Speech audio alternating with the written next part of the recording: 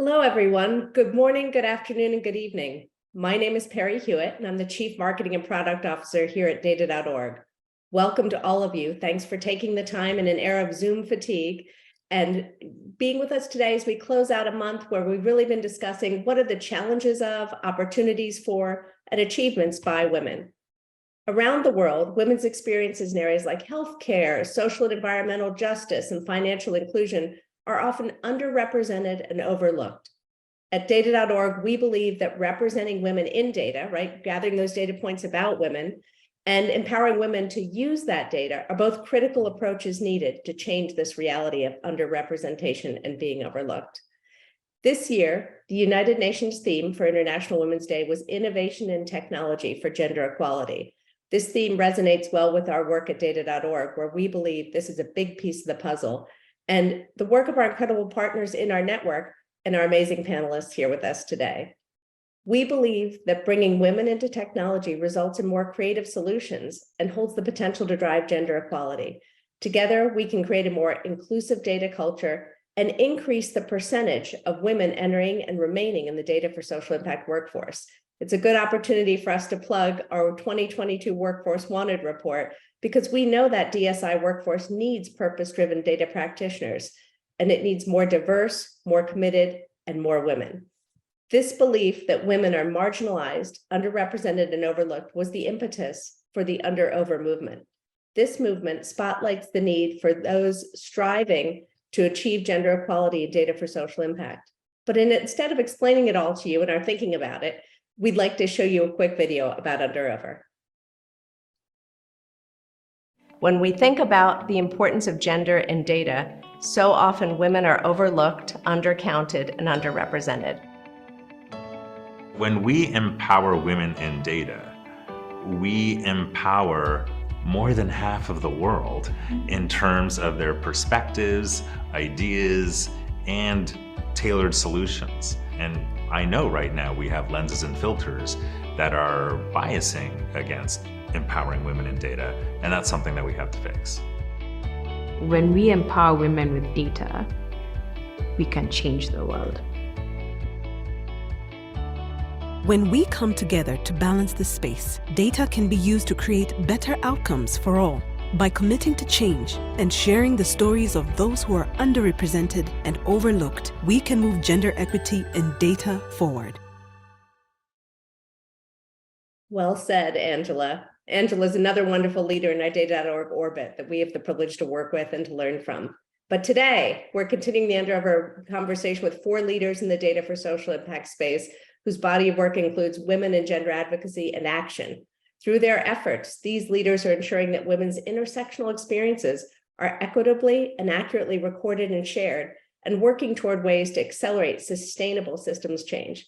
I'd like to invite all of our panelists to the stage and ask each of them to briefly introduce themselves, their organization, their position, and where they're joining from today.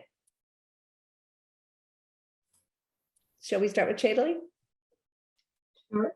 Good morning, good afternoon, good evening. It's so nice to see in the chat where everybody's joining us from.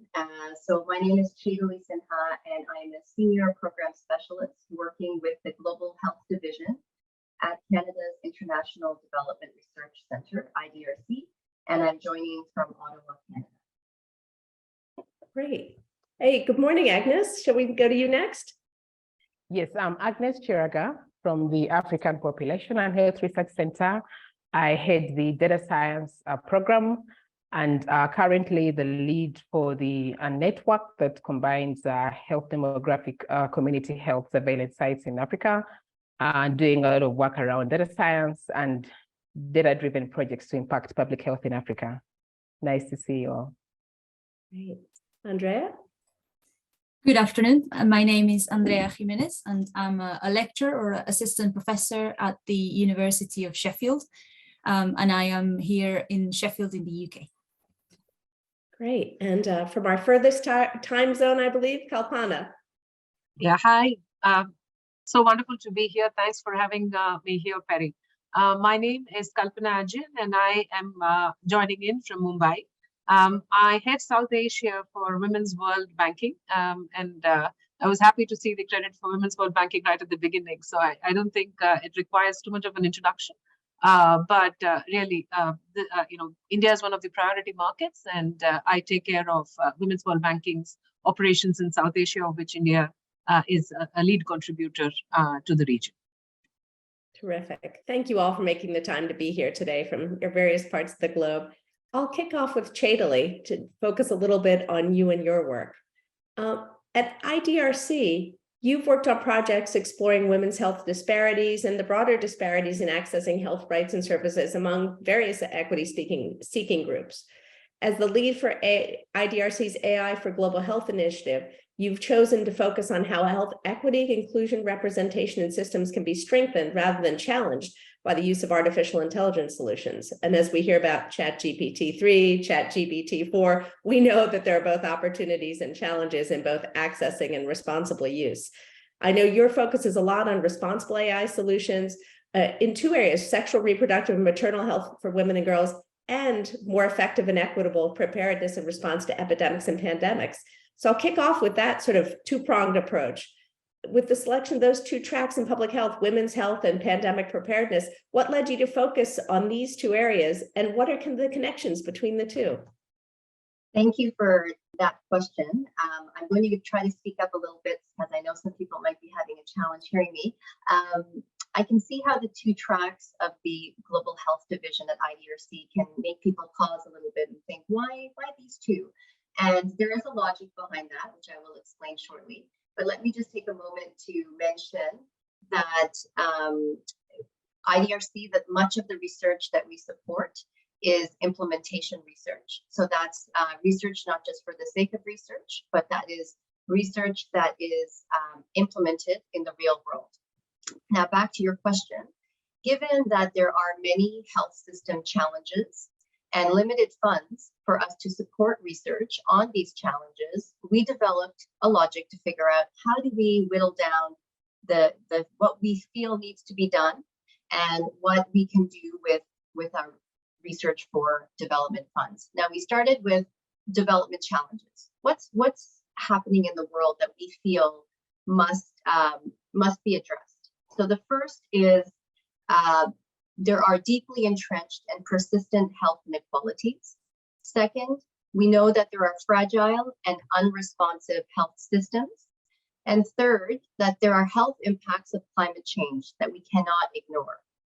Now, before I go on, Perry, I'm just going to pause and just make sure that people can hear me because I'm seeing in the chat. Can you hear me okay, Perry? I can hear you. Okay, I will continue. So from these challenges, we identified certain knowledge gaps. So those are the broad global challenges. And then the three knowledge gaps that we identified was reliable data and evidence to measure and redress health inequalities. The second one was evidence to build resilient health systems for sexual, reproductive, maternal health, and other health essential health services. And then third, the evidence of the impact climate change is having on epidemics and pandemics specifically.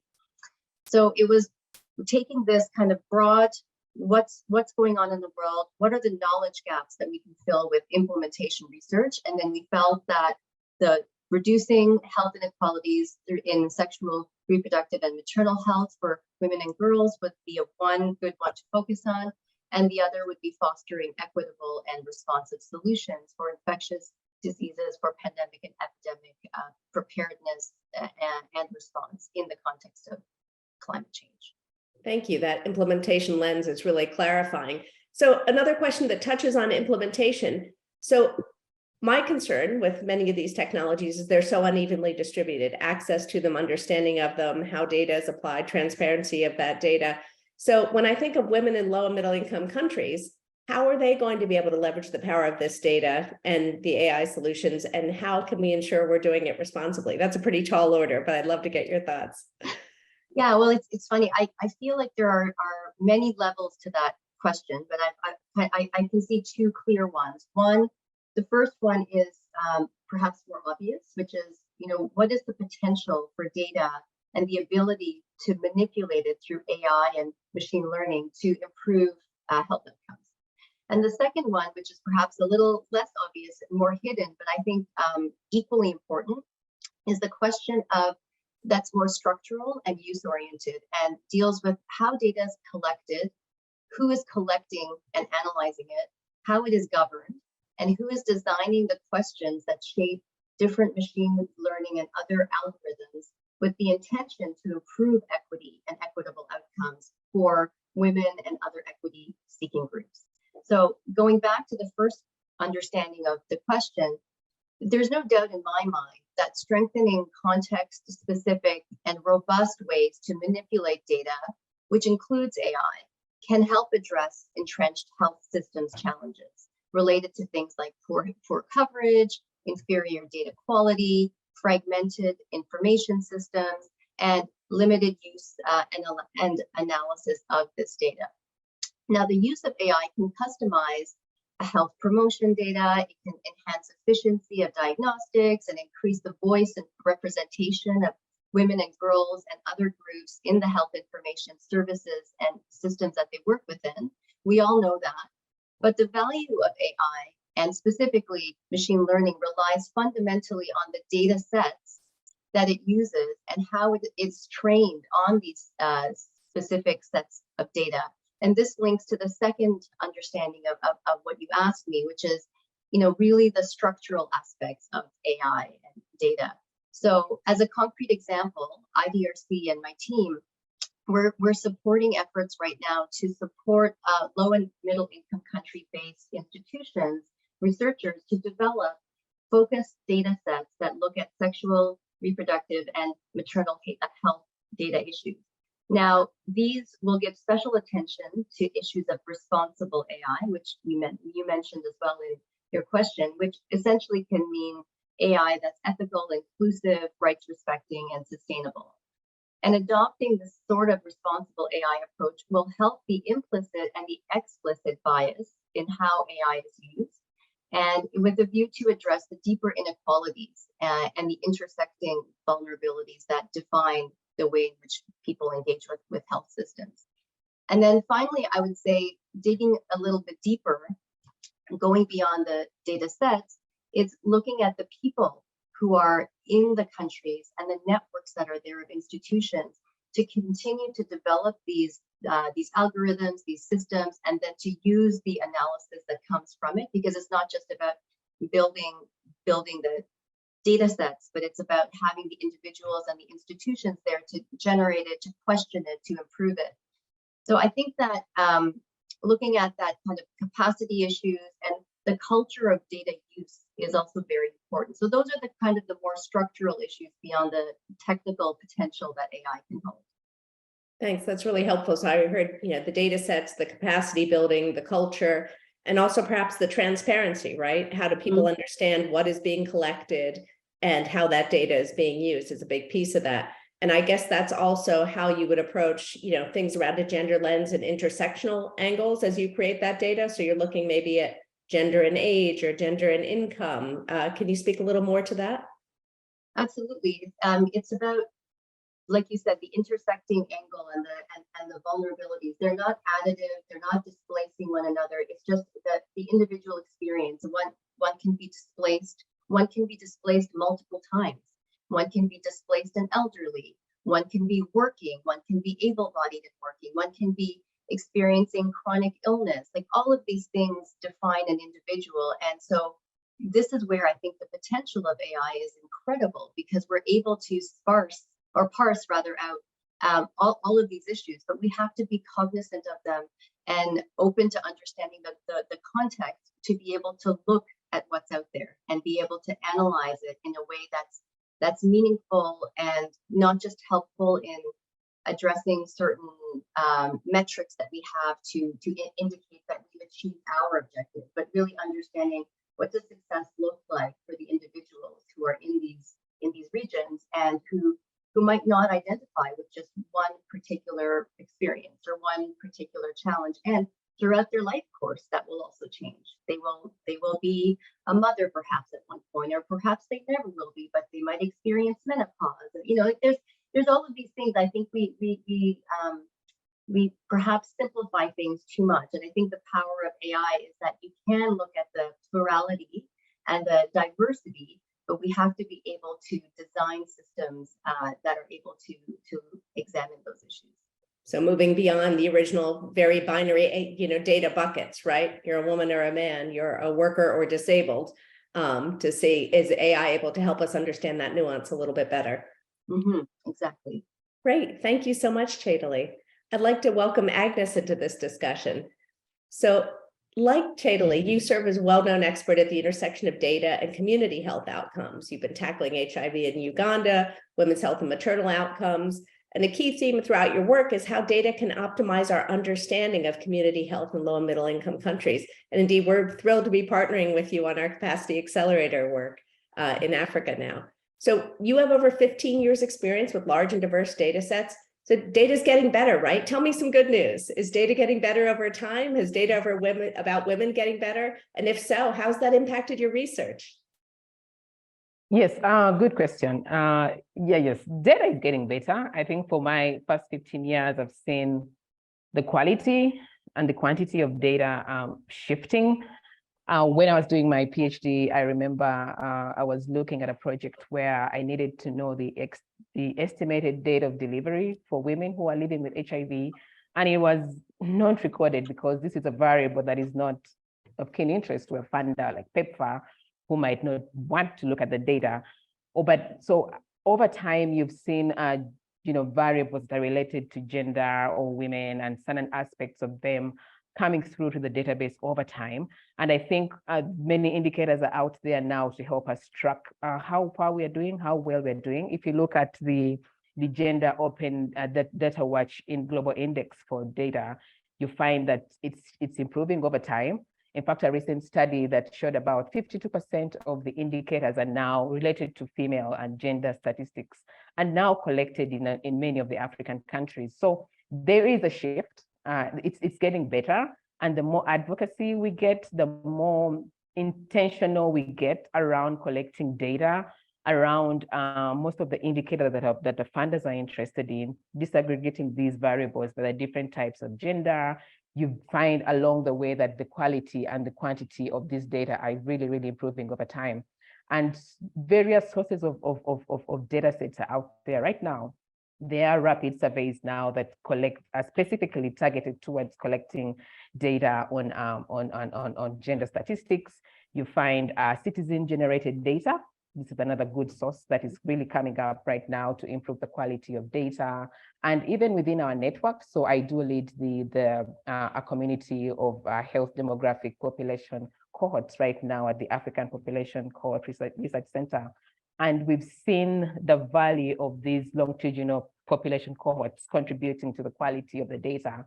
So if you look at a woman's life course, she only appeared after birth. But now with longitudinal cohorts, you have the ability to track a woman from the time she's a teenager, all the way to her first birth, all the way to menopause and aging. So the quality is improving. And I do believe that with intentional approaches, dedicated teams that look out for gender statistics, we're on a good track.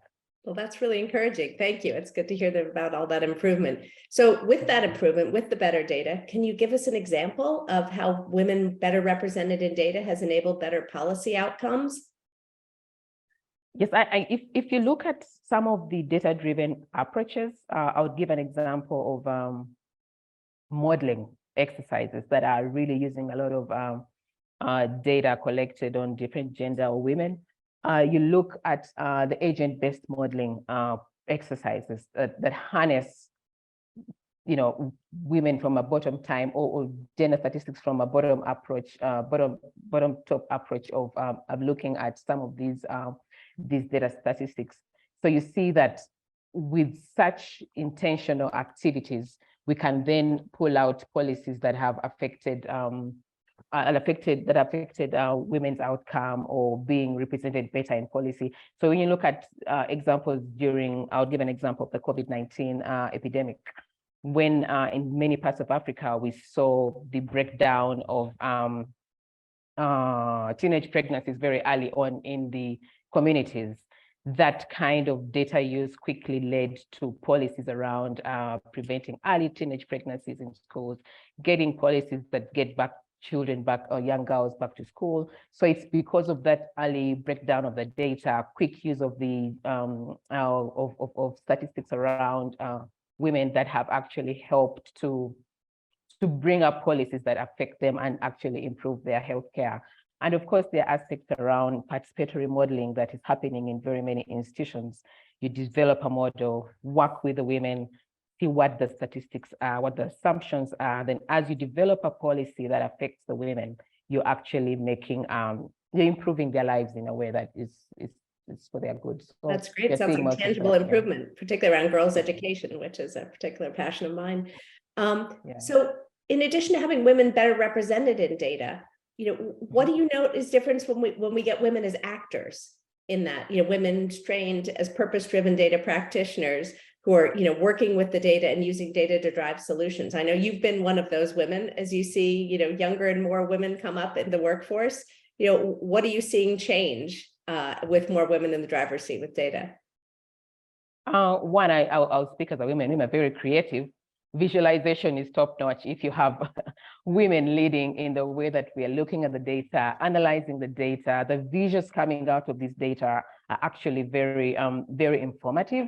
And if you have a women at the forefront, because we can relate with the data, relate to the data. So even the policies that come from the data are actually experience driven. So you find better policies, better visuals, well-informed policies that are applicable to really the woman at the bottom of the whole chain of the policy. So it's a good way to have a women at the top of the data-driven approach to policy development.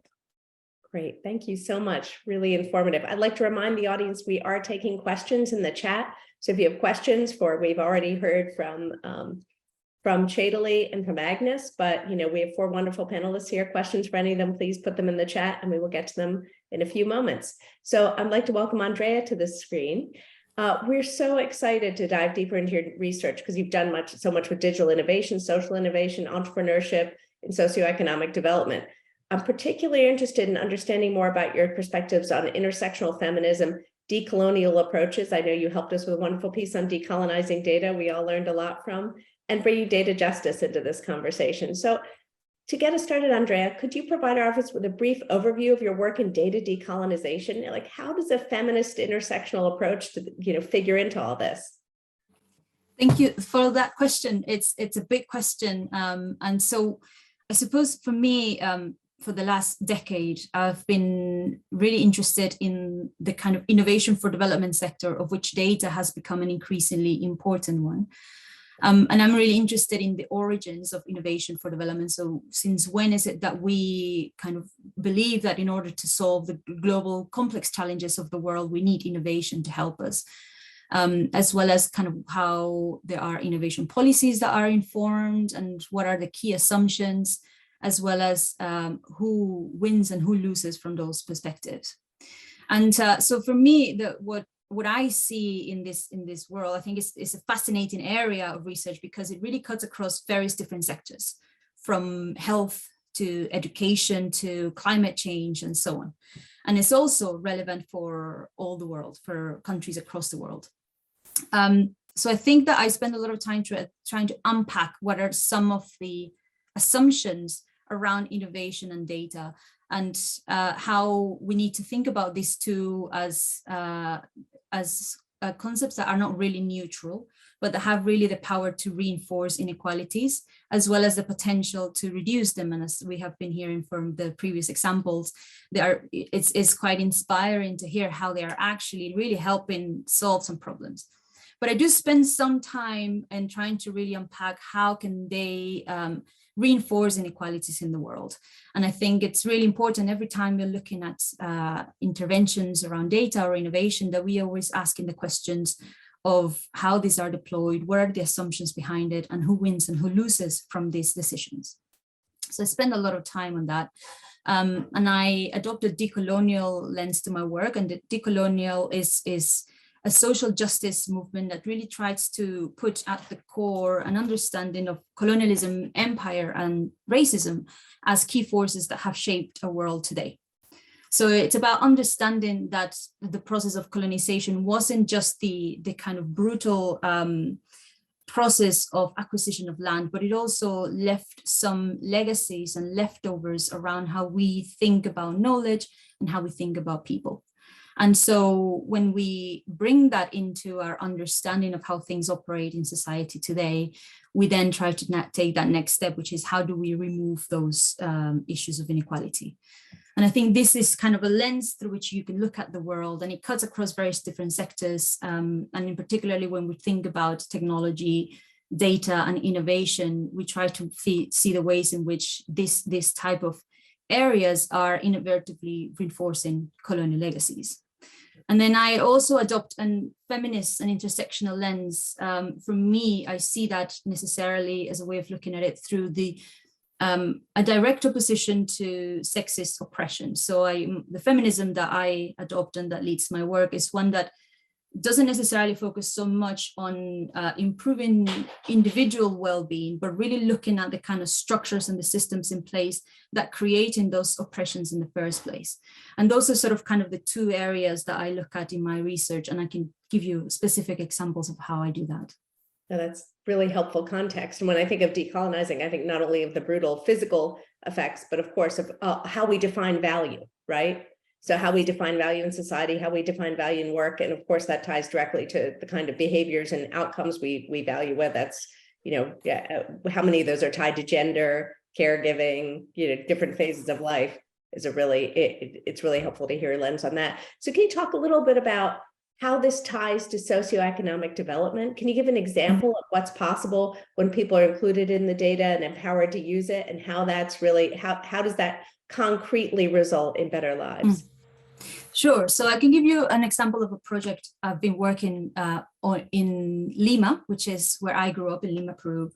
So if you've ever been to Lima, you'll know that it's an expanding megacity, and like many cities in the global south, it's currently facing a water crisis, which is the result of scarce water resources, as well as predominantly an issue with water governance. So what you have then is that the government, because of a long history of issues with corruption, the government is very keen to make sure that all the policies and the national programs and plans that support those policies are informed by data and evidence. But a lot of the official data sets that the government has are only recording official data. And there are many areas in a city like Lima where people are living where data is not really being collected. So people that live in informal settlements, as well as migrants and people from minority groups as well. So what's happening is that these policies are being designed with the official data sets that are being collected, but that official data sets are actually not really capturing the experiences of people, predominantly people in marginalized areas. So that's really just reinforcing the whole history of inequalities, where the water infrastructure and the decisions that really shape water distribution are incomplete because the data is incomplete. And I think this is something that Chaitali was mentioning as well before. So when we have been doing this research, really trying to understand what is it that is happening in the minds of the technocrats and the policymakers, why are these decisions being made? What we hear actually is very clear that they think the problem of the water scarcity is a problem of overpopulation, but predominantly of people from rural areas, particularly women from rural areas that are migrating to the city, and that are, for example, they will say they're having many children, and then they're therefore expecting the government to provide them with water, right? This is a very typical response that we get from them. All about how you frame the problem, right? Not that people deserve water, that women are having too many babies. Yes, and then if you think about it, when we check, okay, but what about people that are living in very affluent areas of the city that have water 24/7 and have an indoor pool, are not being asked, well, why are you not contributing to this problem of water scarcity? So you can see that the problem is not just so much about the data and about the systems in place, but also some mentalities and the ways in which we really our underlying assumptions and what we're willing to interrogate. Yes, exactly. Exactly. Great. So finally, I know you're doing some work around innovation hubs, which is a topic near and dear to data.org's heart. We see this as a tremendous opportunity for capacity building, particularly in the African continent.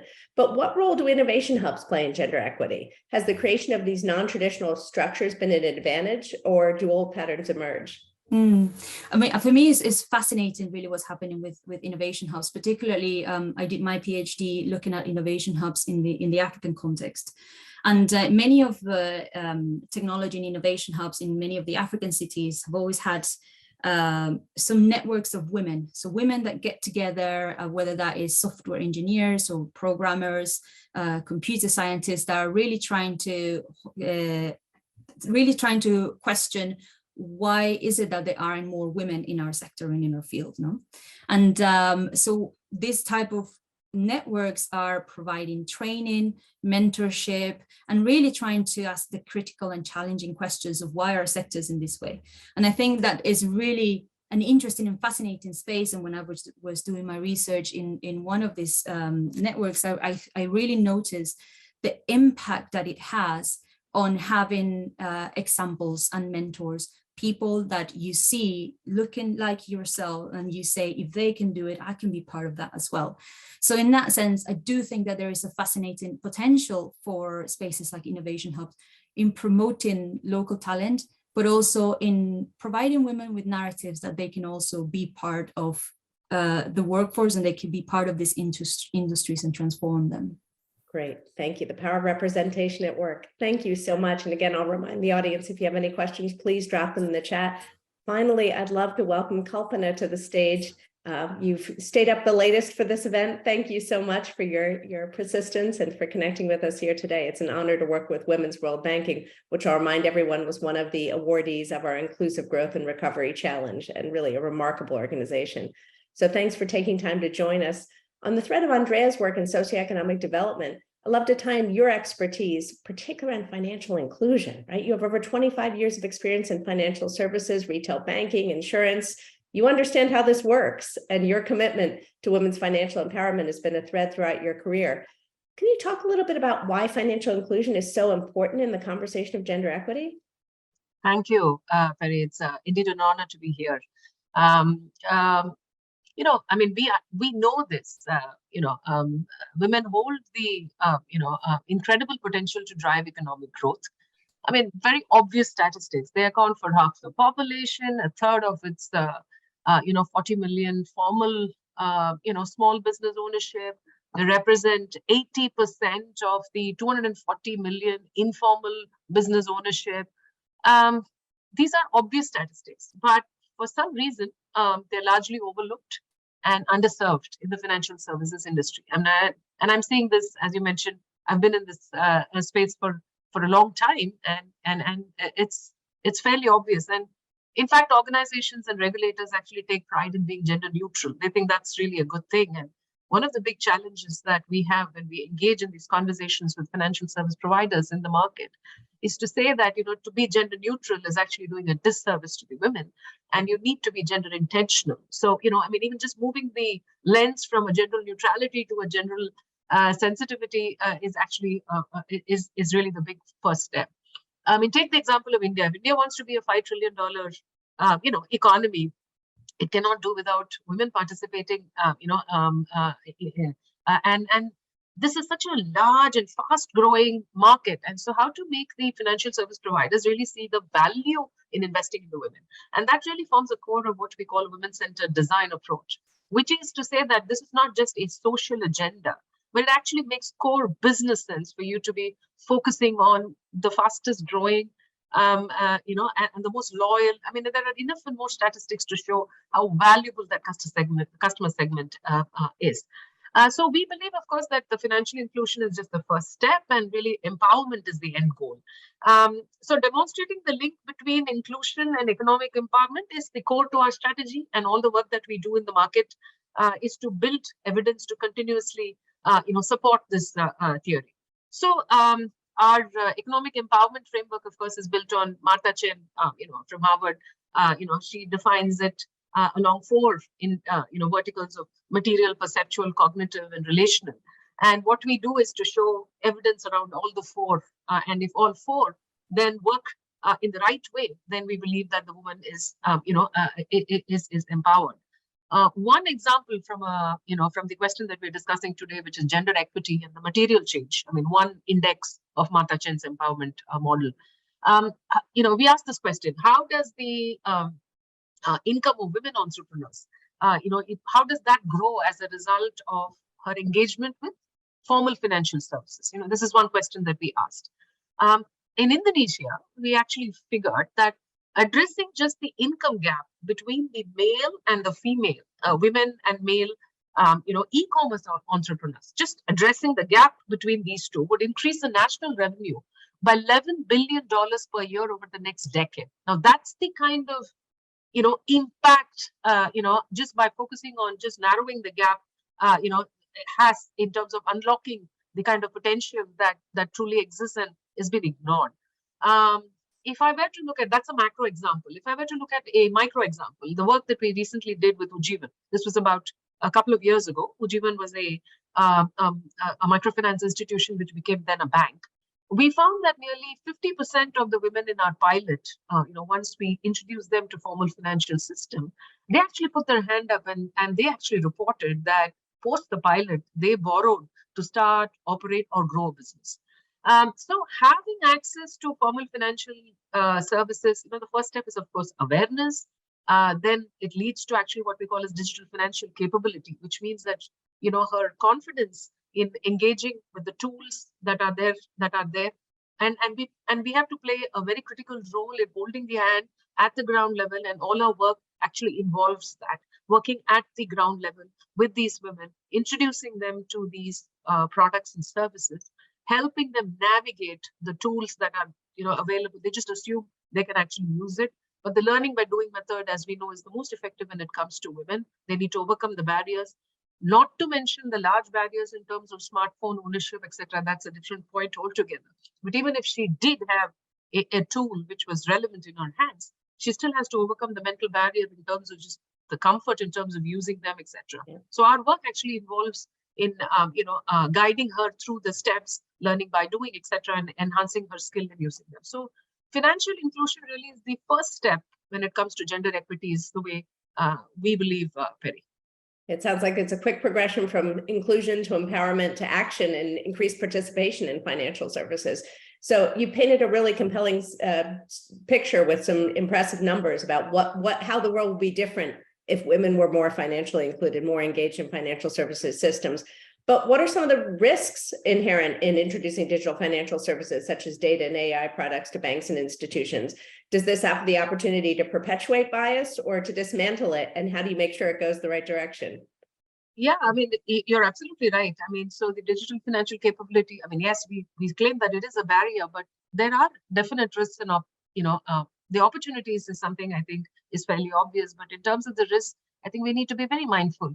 And very recently, the work that we do in Women's World Banking also involves not just advisory work that is done at the ground level, but equally advocacy work that we do with the governments, and we are probably the only nonprofit which works with the G20, the Global Partnership for Financial Inclusion. And very recently as well, we spoke a lot about the consumer protection aspect when it comes to the digital financial, capability. It's very easy to say that everything is now available and India is up the curve when it comes to digital public infrastructure, but there are very real dangers in terms of, women not being trained enough, and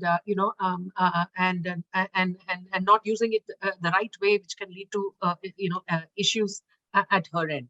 We've also worked with private sector players who are very big in the space when it comes to digital wallets, etc. And we're working with them to ensure how do we actually build in the confidence and using it the right way. Of course, the other large one from a risk point of view is, of course, the biases that can actually creep up when it comes to the AI and the lending process. Right. We did some very interesting work when it came to the digital lending algorithmic bias with,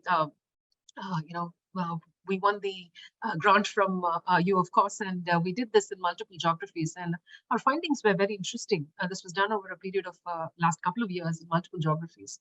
And I can tell you that, when it came to actually the algorithmic bias, it's very easy to identify where the bias can creep in when it comes to the manual or the traditional lending process. You know that there's a credit officer, and his or her bias would then come in the way, and you're very easily able to pinpoint.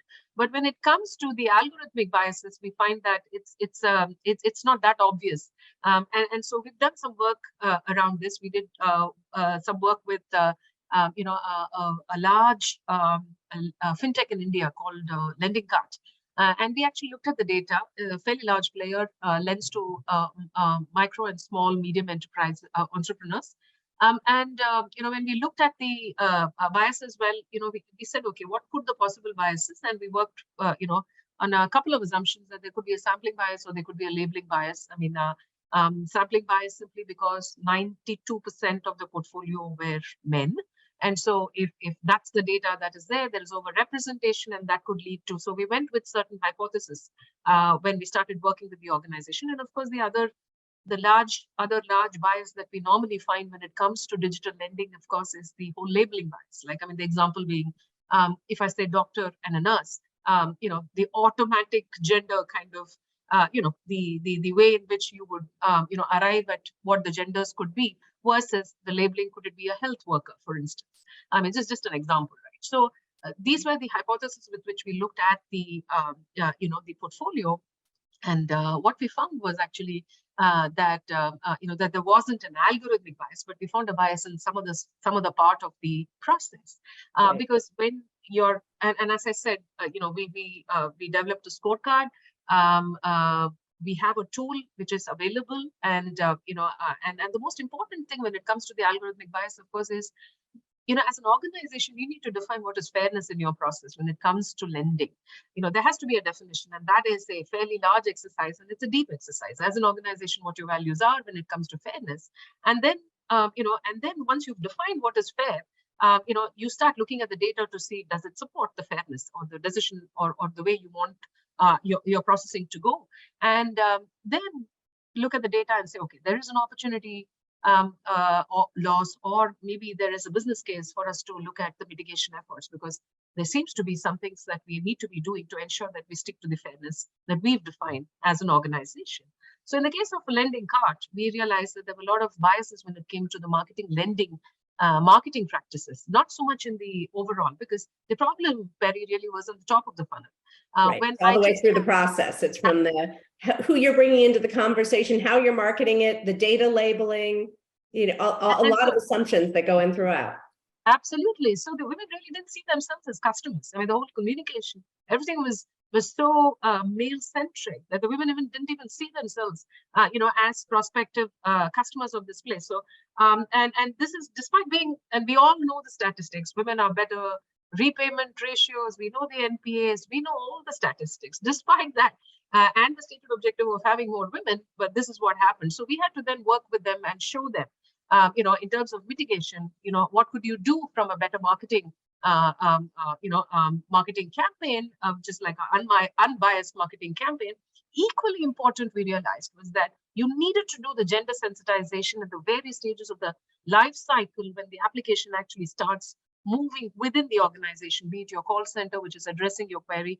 When a woman is asking this question, she's hesitant, she does not know, and then these technical terms get thrown in, she's completely thrown back. Like, I mean, she's like, she just is not even able to articulate her concern. So how to even bring in the sensitization to, the various teams that actually interface with your woman customer.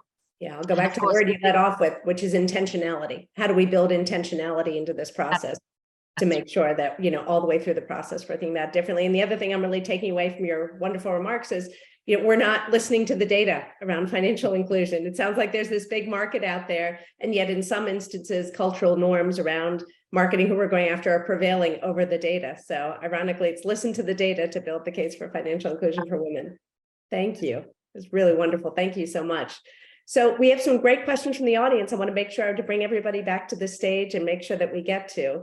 The first one is, how can the use of data ensure that there are proper policies across organizations while also ensure that we're able to bridge gender inequalities in our diverse societies? So it sounds like it's both at the organizational level, at the societal level. How do we think about policies around use of data play into that? I don't know who would like to take that question. I can give it a shot, Perry, given the recent work that we've done with it. Is that okay? Yeah, wonderful. Thank you. Yeah. So one of the ways in which we actually did this is, the role of the last mile, the agent in the last mile delivery of financial services. The role of a woman is hypercritical. India had a fantastic financial inclusion program, 440 million, plus, and it's still growing. Accounts got opened, etc. And of which 55% are women. But and so we are talking about close to 200 odd million, accounts that are women account holders. But when it comes to servicing these accounts, the percentage of women agents is just about 8 to 10%. Our work with public sector banks in this country, and public sector banks hold 92% of the, the Jandan accounts, as they are called, very clearly showed the importance of having women as the last mile agent. So we worked with the Department of Financial Services in this country. And what we actually asked them to do was to recommend that they look at least the movement of the representation of women agents from 8% currently to about 30%. And that is something that's been actually accepted by these large public sector banks. So that's the way in which you can actually, you're doing two things. And I also heard, I think, Andrea talk about it. Who are these women agents? Ultimately, these are women. These are women that actually come from the, from the communities that they serve. So, they look like them, they talk like them, they are able to relate to them. And so there is greater trust and, confidence when it comes to dealing with these women. So that led to very, very quickly in our pilot, and we've been working with them for about 3 years in terms of a rollout. We are seeing massive improvement when it comes to the savings engagement. We see portfolio movement, significant growth balances of 34% versus 2% for the rest of the portfolio, engagement with other resilience products like micro insurance, micro pension. Nobody was talking to these women about these products. The minute you introduce these women agents and they started talking about it, there was greater, they understand, women intuitively understand that insurance is so relevant for them. And the enrollment in these kind of resilience products went skyrocketing. I mean, 5x, 6x compared to what was there before.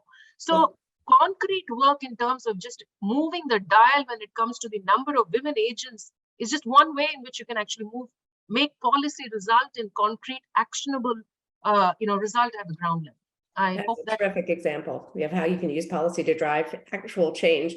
So because you use the I word, implementation, Shadali, I'm going to pick on you next for the you can lead a horse to water question, which is, what are some of the main challenges that you've encountered when it comes to uptake and use of data by decision makers and policymakers? And have you found any strategies that have been effective in facilitating the use of data in decision making? So you're collecting all this research, whether it's around epidemic response or gender, and you're serving it up to policymakers. What have you seen move the needle to get them to adopt and work from it? Yes, and I think my response will also relate back to the first very interesting question, which comes back to engagement, leadership, and language. We've all talked about language and like the importance of language, how it's used, but just not looking at language coming in on the side. Specific projects, we use this, we use that, but kind of an integrated approach that kind of informs the practices that one uses in an organization. But so that's my attempt to respond to the first question. But in terms of decision makers, yes, we have in fact chosen to put one of our 3 central objectives for the whole organization for 10 years is being getting knowledge in the hands of the people and organizations that can actually use it and make change. So we want to get the good research mobilized, but then get the actual knowledge to make change. And one practical way in which we've done that is research grants that we support. We often insist on having researchers and the co-PI, so the co-investigator, actually be a policymaker, decision maker. So that individual is part of the research team. And so right from the beginning, their ideas, their language, their understanding of things shapes the way in which the project it unfolds. And this is the whole implementation research mantra. It's kind of not looking at, okay, well, this worked here, this worked there, so it has to work here. So that's just one way. And other ways is just making sure that you're looking at integrating local groups as well as policymakers, because it's not one or the other. If you want policies to be enforced and to be effective, you need the people who are going to actually be affected by it to feed into it. So I'll stop there as I realize we're short on time. Really helpful. Thank you so much. Agnes, one perhaps for you that's come in. So in terms of the ability to impact public policy and social outcomes, how far are we in data maturity? Like one of the findings we had from the Inclusive Growth and Recovery Challenge was many social impact organizations were really struggling with data maturity. Like how do they even begin to think about it? How do they get on board? But from your perspective as a data scientist, are we mainly able to do descriptive analytics, or do we have sufficient granular data to do predictive analytics? And are you seeing that in practice? Yes, I think one of the, again, back to the question asked about getting decision makers, and again, they increase the value chain of data use and maturity, is what we've done is to get policy, we have a whole department of policy engagement, engage the policymakers at policy design, at research design. But back to the question around data maturity. So we've learned that you need to get the data users at subnational level involved in this whole process. You do not just come with the aggregates of the data and just pass them on to the policymakers. We have a huge project called the Countdown 2030 that's happening in 35 countries. We get the policymakers, subnational levels, learn descriptive statistics, take them to the next level, harmonizing the data. How do I make my data fair? How do I then move to applying all these fancy machine learning and AI tools? So we're seeing that pipeline develop over time. And increasingly, there are tools like democratizing data science. It's a new tool to help even the person with the least skills in data science run this cool algorithm to get a decision from their data. So it's something that we're embarking on, and I think it will lead to a lot of data maturity and letting data use be driven by the producers at the national and subnational levels in Africa. So letting people move along the continuum from descriptive analytics to predictive analytics to additional capabilities. Exactly, yeah. Great, thank you. Andrea, one more question for you around the innovation hubs. Are there best practices that you've seen emerging around, you spoke a little bit about the importance of representation. So are there best practices you've seen with innovation hubs that are allowing for a more intersectional feminist approach that you can share with the audience? Yeah, I mean, there are quite a few organizations. I think there's Akita Chicks that's in Kenya. That is a network, I don't know if you've heard of it, but it's a network of software engineers, and they have a really interesting theory of change in which they are looking at various different ways in which they empower women to try to really disrupt the kind of the technology, the tech industry. But there's also one that I'm really close to and I find really inspiring is ASEKANA Network, which is a network of women in Zambia that are also trying to do that. And one of the things that I really like about them was when I was doing my research, I was noticing that at the beginning, the majority of the women that were entering the tech spaces were women that usually came from the cities, women that would have already had a university degree and so on. But they were really trying to access women from other areas, from rural areas or from schools that wouldn't really have had the opportunity. And I think it's really interesting how they were able to foresee that there was a need not just to disrupt the tech industry, but not just continuing a process of including women into an existing structure that excluded them to begin with. But for them is to really change that structure and make sure that that structure is more welcoming of women in the future. And for that, they realized that they needed that intersectional approach that look at gender as well as socioeconomic class, education levels, and so on. And I think that for me was a very inspiring example of how you can adopt a feminist lens to the work being done at innovation hubs. Thank you. I think of a board analogy. We just don't want to add a couple of women to the board seat, around the table. We may want to rethink what a board is, how it acts. Yes. Why are we even sitting at a table, right? Exactly, yeah. It could be reimagined there. Great. I'm going to close with a quote from Sonia Kelly of Women's World Banking and just ask for your very quick reactions because we only have a couple minutes left. But I love this. Gender inequity cascades through so many facets of society. But if we can start to give women greater access to financial prosperity, and I think we could expand that to be socioeconomic development, work opportunities, we can really begin to chip away at this inequity and see women thrive. And that not only affects the individual, it affects families, communities, and entire economies. So why are women so powerful in terms of the cascading benefit of financially including them? Why do women have such outsized impact on their communities? And if I could just get perhaps a sentence from each of you, starting with Kalpana, So, why invest here? Why are women creating such a cascading ripple of economic benefit? Yeah.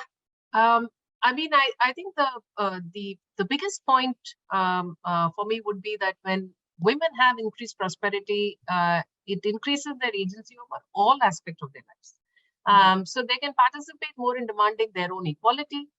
Empowered women empower women. And in terms of outsized impact, I think there's enough and more research and data that actually proves that women are more likely than men to use their increased agency and resources to make better decisions for their families and communities.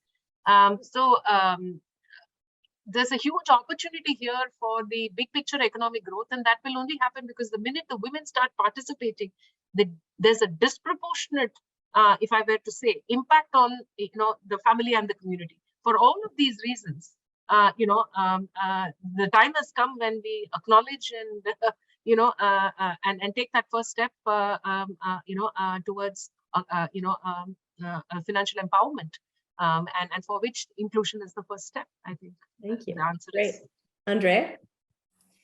So I would say for me, the takeaway, not just from that quote that you said, Perry, but also from this conversation, is that at the end of the day, it's about justice. And when our focus is about justice, we realize that we can't solve it through a single stroke. We cannot just solve it through an algorithm, through a data set, through one policy, but it really needs to be a holistic way of looking at it. And so what I think is really interesting is how do we do that? That's the key challenge that we have to do.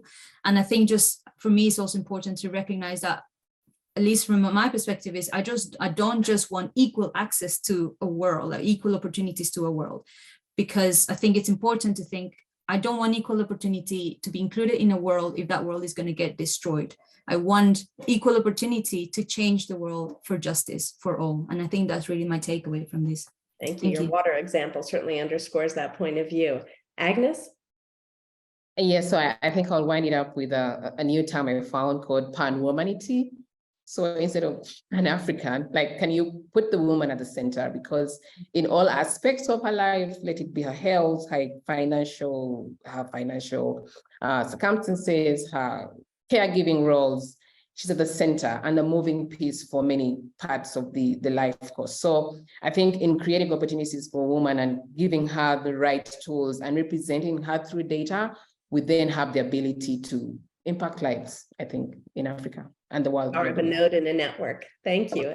Chaitali, we'll let you have the last word today. Great, and thank you so much. I'll just build on the great comments of my fellow panelists and just to that whole social justice, the potential of having more women having access to finances. But I also wanted to mention that it's not just about women having access to finances. It's about thinking about things like the care economy. So women as mothers, for instance, like we do a lot of work looking at the economics of the care economy. So yes, let's get women into the economy. They're in the economy, gaining a fair wage. But what does that mean for their families, for their communities, for themselves? Because again, it's a holistic understanding of women's equality and gender empowerment. So thanks. Great. Well, thank you so much to our speakers today for talking about sort of the significant challenges, but the outsized impact of resolving these challenges of women in data. I want to thank each of you for your time and participation from the many time zones and the insights and expertise you brought to our conversation. Thanks so much to everyone who joined in the audience today. Please subscribe to our newsletter and find out more about us at data.org. Thank you so much and speak to you all soon.